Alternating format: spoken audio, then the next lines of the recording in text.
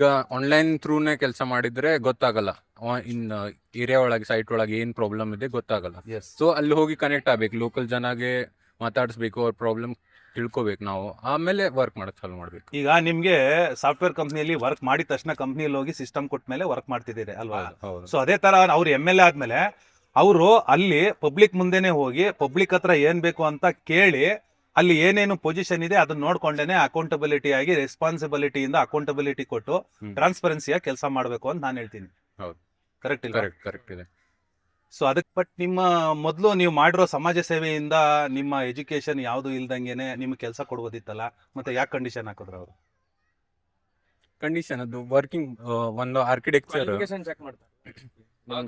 Qualification ಈಗ ಈಗ ಅವ್ರದ್ದು ಪ್ರೊಸೀಜರ್ ಆರ್ಗನೈಸೇಷನ್ ಅಂದ್ರೆ ಅವ್ರದ್ದು ವರ್ಕಿಂಗ್ ಅದ್ ಹೆಂಗ್ ವರ್ಕ್ ಆಗ್ಬೇಕಂದ್ರೆ ಅದಕ್ಕೆ ಒಂದು ಗೈಡ್ ಲೈನ್ಸ್ ಇದೆ ಅವ್ರದ್ದು. ಎಸ್ 100%. ಸರ್ ಇದೇ ತರನೇ ನಮ್ಮ ಒಂದು ಪೊಲಿಟಿಕಲ್ ನೋಡಪ್ಪ, ನೀನು ಸಮಾಜ ಸೇವೆ ಮಾಡಿಲ್ಲ ಅಂತಂದ್ರೂ ನಿಮಗೆ ಸಾಫ್ಟ್ವೇರ್ ಕಂಪ್ನಿಲಿ ಕೆಲಸ ಹೆಂಗ್ ಸಿಕ್ತೋ ಅದೇ ತರ ಒಬ್ಬ ಕಾಮನ್ ಮ್ಯಾನ್ ಆಗಿ ಕೆಲಸ ಮಾಡೋ ತರ, ಅಂದ್ರೆ ಚೀಫ್ ಮಿನಿಸ್ಟರ್ ಆಗಿ ಕೆಲಸ ಮಾಡೋ ತರ ಯಾಕೆ ಆಗ್ಬಾರ್ದು ಅನ್ನೋದೇ ನನ್ನ ಪ್ರಶ್ನೆ. ಬ್ರೋ ತಮ್ಮ ಹೆಸರು? ಧ್ರುವ್. ತಮ್ಮ ಹೆಸರು? ಸುಹಾಸ್. ನೀವು ಚೀಫ್ ಮಿನಿಸ್ಟರ್ ಆಗ್ಬೋದಾ? ಆಗ್ಬೋದು, ಅದರಲ್ಲಿ ನೀವು ಆಗ್ಬೋದು. ಸೊ ಯಾವ ತರ ದುಡ್ಡು ಖರ್ಚು ಮಾಡ್ಬೇಕಾ ಬೇಡವಾ? ಮಾಡ್ಬೇಕು. ನಾನು ಬೇಡ ಅಂತೀನಿ. ಯಾಕೆ? ದುಡ್ಡು ಇಲ್ದಂಗೆನೆ ಚೀಫ್ ಮಿನಿಸ್ಟರ್ ಆಗೋ ಅಂತ ಒಂದು ಟೆಕ್ನಾಲಜಿ ಯುಗದಲ್ಲಿ ಇದೀವಿ ಇವಾಗ ನಾವು. ಆಗತ್ತಾ ಆಗಲ್ವಾ? ಪಾಸಿಬಿಲಿಟಿ ಇದೆ. ನೀವೇನ್ ಹೇಳ್ತೀರಿ? ಏನೋ ಮೇಲೆ ಕ್ವಶನ್ ಅರ್ಥ ಆಗ್ಲಿಲ್ಲ ನನಗೆ. ಚೀಫ್ ಮಿನಿಸ್ಟರ್ ನೀವು ಆಗ್ಬೋದು ಹ್ಮ್. ಆಗ್ಬೋದು ಅಂತ ಹೇಳಿದ್ರೆ ಹ್ಮ್. ನೀವು ಇವ್ರು ಹೇಳಿದ್ರು ದುಡ್ಡು ಖರ್ಚು ಮಾಡಿ ಚೀಫ್ ಮಿನಿಸ್ಟರ್ ಆಗ್ಬೋದಾ, ದುಡ್ಡು ಇಲ್ದಂಗೂ ಚೀಫ್ ಮಿನಿಸ್ಟರ್ ಆಗ್ಬೋದಾ ಅಂತ ಕೇಳಿದ್ರೆ ಆಬ್ವಿಯಸ್ಲಿ ಈಗಂತೂ ಬೇಕಾ, ದುಡ್ಡಂತೂ ಬೇಕಲ್ಲ. ನಾನು ಹೇಳ್ತೀನಿ ಬೇಡ ಅಂತ. ದುಡ್ಡು ಇಲ್ದಂಗ್ಲೂ ಚೀಫ್ ಮಿನಿಸ್ಟರ್ ಆಗ್ಬೋದು ನೀವುನು. ಅದು ಅಂತ ಟೆಕ್ನಾಲಜಿ ಯುಗ ಇವಾಗ ಇದೆ ಅಂತ ನಾನು ಹೇಳ್ತೀನಿ. ಆಗುತ್ತಾ ಆಗಲ್ವಾ? ಆಗ್ಬೋದು ಅಲ್ವಾ? ಯಾವ ತರ ಅಂತ ನೀವೇನಾದ್ರು ನಿಮ್ಮ ಒಂದು ಐಡಿಯಾಲಜಿ ಚಲೋ ಕೆಲಸ ಮಾಡ್ಬೇಕಂದ್ರೆ ಲೈಕ್ ಮಂದಿ ಏನ್ ಕೇಳ್ತಾರಲ್ಲ, ಆಕ್ಚುಲಿ ಲೈಕ್ ಅವ್ರಿಗೆ ಮಾತು ಭಾಳ ಮಂದಿ ಲೈಕ್ ಅವ್ರು ಕೆಲಸ ಮಾಡಿದ್ರೆ ಮಂದಿ ನಿಮ್ಗೆ ತಾನಾಗೆ ವೋಟ್ ಹಾಕ್ತಾರಲ್ಲ. ಓಕೆ, ಅಂದ್ರೆ ನೀವು ಎಲೆಕ್ಷನ್ ನಿಂತ್ಕೊಳ್ಳೋಕ್ ಮುಂಚೆನೆ ಕೆಲಸ ಮಾಡ್ಬೇಕು ಅಂತ ಹೇಳ್ತಾ ಇದ್ರಿ. ಲೈಕ್ ಒಟ್ ನಾವು ಲೈಕ್ ಎಲೆಕ್ಷನ್ ಒಳಗೆ ಗೆಲ್ಬೇಕಂತ ಮಾಡಬಾರ್ದು. ಲೈಕ್ ನಾವು ಚಲೋ ಕೆಲಸ ಮಾಡ್ಕೊಂಡು ಸಮಾಜ ಸೇವೆ ಮಾಡಿದ್ಮೇಲೆ ನಮ್ಮನ್ನ ನೋಡಿ ವೋಟ್ ಹಾಕ್ತಾರೆ ಅಂತ ಹೇಳ್ತೀವಿ. ಎಸ್, ಬಟ್ ಅದು ರಾಂಗ್ ಅಂತ ಹೇಳ್ತೀನಿ ನಾನು. ನೀವೇನ್ ಹೇಳ್ತೀರಿ? ಮಾಡ್ಬೇಕು. ಈಗ ನೀವು ಏನ್ರೆ ವೋಟ್ ಮಾಡ್ಬೇಕಂದ್ರೆ ಯಾರ ನೀವು ಈಗ ಸಪೋಸ್ ನಾ ಸಿಎಂ ಆಗ್ಬೇಕಂದ್ರೆ ಜನ ನನ್ ಏನ್ ಮಾಡ್ತೀನಿ, ನನ್ ಕಡೆ ಏನ್ ಕ್ಷಮತೆ ಇದೆ ನೋಡ್ಬೇಕು.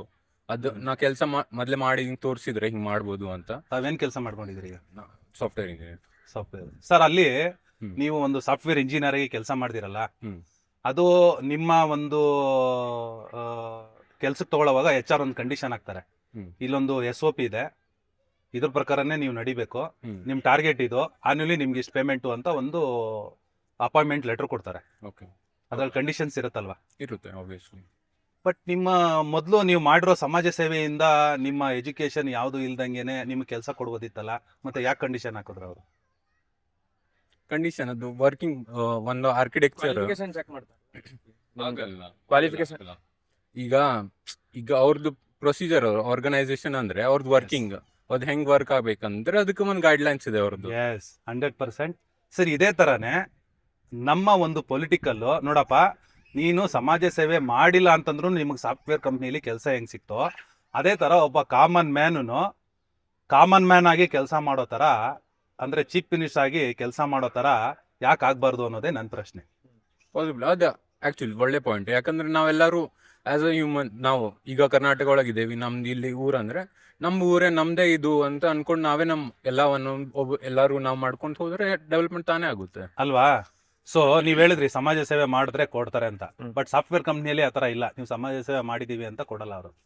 ನಿಮಗೆ ಕೆಲ್ಸಕ್ಕೆ ತಗೊಂಡ್ಮೇಲೆ ಅವರೊಂದು SOP ಕೊಡ್ತಾರೆ, ಪ್ಲಸ್ ನಿಮ್ಗೊಂದು ಆನ್ಯುಲಿ ಇಷ್ಟು ಪೇಮೆಂಟ್ ಇರುತ್ತೆ ಅಂತಾರೆ, ಪ್ಲಸ್ ಅವ್ರು ಆದ್ಮೇಲೆ ನೀವು ಇದೇ ತರ ವರ್ಕ್ ಮಾಡಿದ್ರೆ ನೀವು ಇಲ್ಲಿ ಇರ್ತೀರಿ, ಇಲ್ಲಾಂದ್ರೆ ಒಂದು ನೋಟಿಸ್ ಕೊಟ್ಟು ನಿಮ್ಗೆ ಟರ್ಮಿನೇಟ್ ಮಾಡ್ತೀವಿ ಅಂತ ಒಂದು ಕಂಡೀಷನ್ ಇರುತ್ತಾ ಇರಲ್ವಾ? ಇರುತ್ತೆ. ಬಟ್ ಅದಕ್ಕೆ ರಿಲೇಟಬಲ್ ನೀವು ಮಾಡಕ್ಕಾಗಲ್ಲ. ಅದೇ ತರ ಒಂದು ಕಾರ್ಪೊರೇಟ್ ಕಂಪ್ನಿ ತರಾನೇ ನಮ್ಮ ಒಂದು ವಿಧಾನಸೌಧದಲ್ಲಿ ಕೂತಿರೋರು ಪ್ರತಿಯೊಬ್ಬರಿಗೂ ಒಂದು ಪ್ರೊಸೀಜರ್ ಯಾಕೆ ತರಬಾರ್ದು ಅಂತ ನನ್ನ ಪ್ರಶ್ನೆ. ಅವಾಗ ಕರೆಕ್ಟ್ ಆಗಿ ಅಕೌಂಟಬಿಲಿಟಿ ಬರುತ್ತಾ ಬರಲ್ವಾ? ಬರುತ್ತಾ ಬರಲ್ಲ? ಟ್ರಾನ್ಸ್ಪರೆನ್ಸಿ ಬರುತ್ತಾ ಬರಲ್ಲ? ಬರುತ್ತೆ. ಸೊ ಇದಕ್ಕೇನ್ ಹೇಳ್ತೀರಿ? ಈ ತರ ಬರ್ಬೇಕಾ ಬೇಡವಾ ನಿಮ್ಮ ಅಭಿಪ್ರಾಯ? ಬರ್ಬೇಕು. ಇಫ್ ತೋರಿಸ್ಬೇಕಂದ್ರೆ ಈಗ ನೀವೇನ್ ಅಂತಿದ್ದೀರ ಅದಾಗ್ಬೇಕಂದ್ರೆ ತೋರಿಸ್ಬೇಕು ಆಬ್ವಿಯಸ್ಲಿ. ಕರೆಕ್ಟ್ ಅಲ್ವಾ?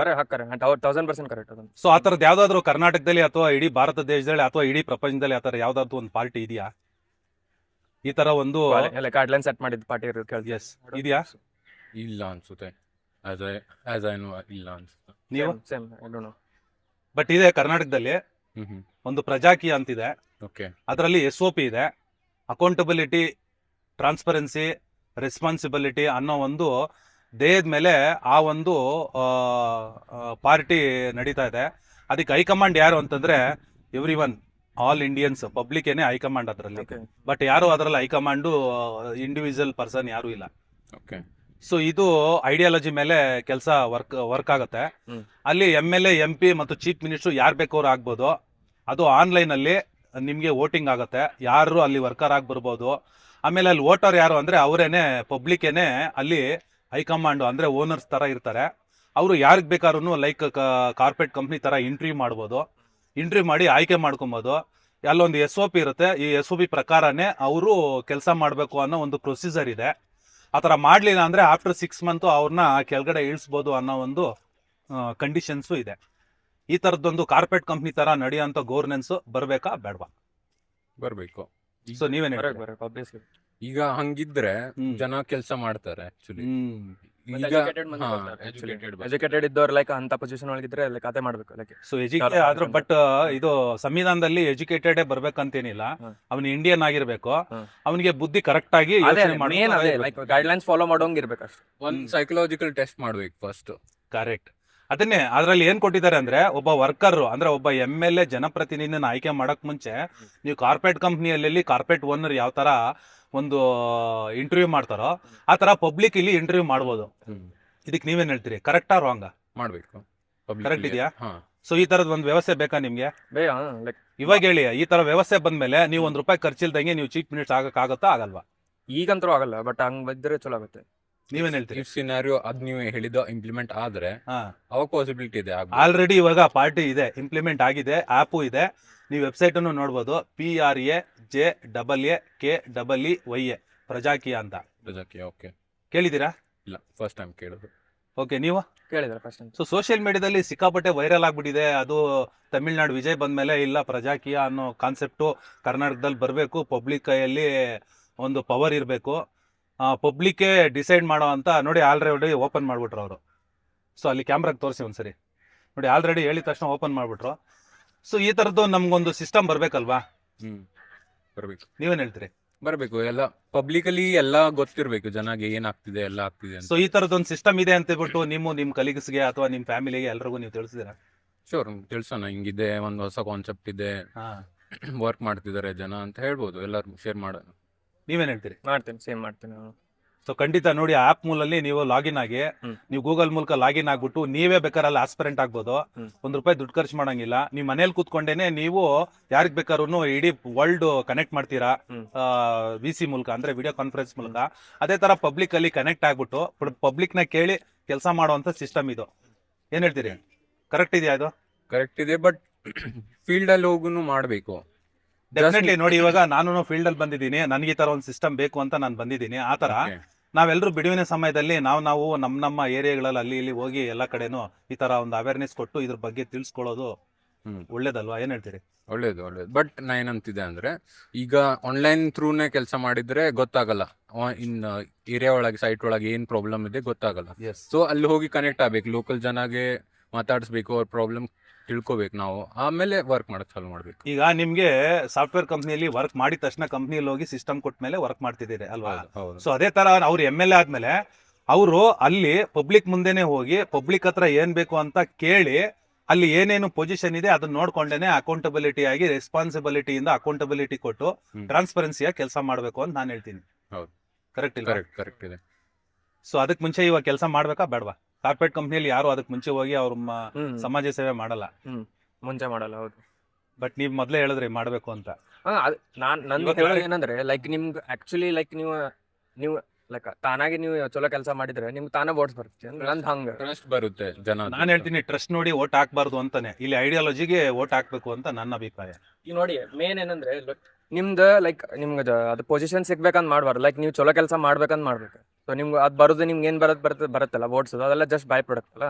ನಿಮ್ಗೆ ಆಕ್ಚುಲಿ ಲೈಕ್ ಚೇಂಜ್ ಮಾಡೋದಿದ್ರೆ ನಿಮ್ಗೆ ಹಿಂಗ್ ಮೈಂಡ್ ಸೆಟ್ ಇಟ್ಕೋಬೇಕು ನಂದು ಒಪಿನಿಯನ್ ಅಷ್ಟೇ. ಮತ್ತೆ ನಾನೇನ್ ಹೇಳ್ತೀನಿ, ಇವರು ಸಾಫ್ಟ್ವೇರ್ ಇಂಜಿನಿಯರು, ಇವ್ರು ಕೆಲಸ ಸಿಕ್ಕಿದ್ಮೇಲೆ ಇವರು ಚೆನ್ನಾಗಿ ಕೆಲಸ ಮಾಡಿದ್ಮೇಲೆ ಅಲ್ಲಿ ಡೆಫಿನೆಟ್ಲಿ ಇವರಿಗೆ ಪ್ರಮೋಷನ್ ಸಿಗುತ್ತೆ. 6 ಮಂತ್ ಒಂದ್ಸತಿ ಅವರು ರಿಪೋರ್ಟ್ ಕೊಡ್ತಾರೆ, ಒಂದು ರಿಪೋರ್ಟ್ ಕೊಡ್ತಾರೆ ಅವ್ರ ಮ್ಯಾನೇಜರ್ಗಾಗ್ಲಿ ಅವ್ರ ಹೈಯರ್ ಅಥಾರಿಟಿಗಾಗ್ಲಿ. ಸೊ ಇವ್ರು ಕೆಲಸ ಮಾಡಿದ್ಮೇಲೆ ಇವರಿಗೆ ಡೆಫಿನೆಟ್ಲಿ ಇವರಿಗೆ ಇಂಕ್ರಿಮೆಂಟ್ ಸಿಗುತ್ತೆ, ಎವ್ರಿಥಿಂಗ್ ಸಿಗುತ್ತೆ. ಅದೇ ತರಾನೇ ಇಲ್ಲಿ ಪಬ್ಲಿಕ್ ಆ ಪೊಸಿಷನ್ ಅಲ್ಲಿ MLA ಆಗ್ಲಿ ಯಾರೇ ಜನಪ್ರತಿನಿಧಿ ಇದ್ದಾಗ ಆ ತರ ಪಬ್ಲಿಕ್ ಗೆ ಅವರು 6 ಮಂತ್ ಒಂದ್ಸತಿ PPT ಪ್ರೆಸೆಂಟೇಶನ್ ಕೊಡ್ಬೇಕು, ನಾನು ಏನ್ ಕೆಲಸ ಮಾಡಿದೀನಿ 6 ಮಂತ್ ಅಂತ ತೋರಿಸ್ಬೇಕು, ಅಕೌಂಟಬಿಲಿಟಿ ತೋರಿಸ್ಬೇಕು. ಇದು ತೋರಿಸೋದು ತರ ಸಿಸ್ಟಮ್ ಬರಬೇಕು. ಅದಕ್ಕೆ ಮುಂಚೆ ಹೋಗಿ ಅವರು ಸಮಾಜ ಸೇವೆ ಮಾಡೋದ್ ಬೇಡ ಅಂತ ನಮ್ಮ ಒಪಿನಿಯನ್. ನೀವೇನ್ ಹೇಳ್ತೀರಿ?